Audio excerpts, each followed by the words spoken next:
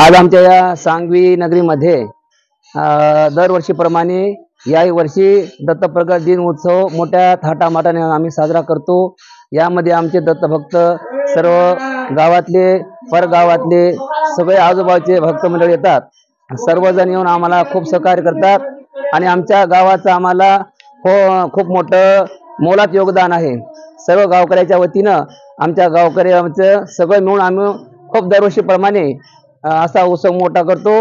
म्हणजे आमचा 15/12/2024 रविवारी आमचा सकाळी बाळ क्रीडा ग्रंथ हे सुरुवात करतो ग्रंथ आणि दुपारी ठीक 12:05 दत्त प्रकट दिन उत्सव करतो। आणि प्रकट दिन झाल्यानंतर आम्ही गावातील प्रमुख रस्त्याने भव्याने देवी पालखीची मिरवणूक काढतो आणि त्या पालखीमध्ये आमच्या हजारो भक्तगण आमच्या इथे थाटामाटा आम्ही बँड टाळ मृदंग सगळं विना घेऊन मोठ्या थाटामाटाने महिला मंडळ गावातले पुरुष मंडळी बाल गोपाळ सगळेच येतात। सगळे शिष्यगण येतात।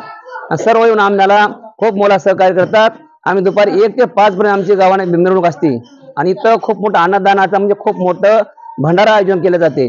त्यामध्ये आमच्या गावातले सगळे प्रतिनिधी सर्व मिळून आम्हाला सहकार्य करतात आणि गावात आम्हाला मोलाचं सहकार्य आहे आणि त्याच्यामुळे आम्ही मोठ्या थाटामाटानं हा दत्त प्रकट दिन उत्सव दरवर्षी करतो। एवढंच आवाहन करतो की सर्व परिसरातील भक्तांनी या अशा शुभाशा पर्वणीमध्ये सर्वांनी अशा या दत्त प्रकट दिनामध्ये उत्सवानं सर्वांनी थाटामाटानं येऊन आम्हाला सहकार्य करावं आणि त्यामध्ये यात्रा खूप मोठी भरती। सर्व दुकानदार जे काय असेल प्रसादवाले भंडारे सगळे बेलफुलवाले सगळ्यांनी येऊन आम्हाला या दिंडीमध्ये आमच्या यात्रेमध्ये येऊन सर्वांनी सहभागी व्हावं एवढंच मी सांगतो। आनंद देवदत्त, आनंद देवदत्त।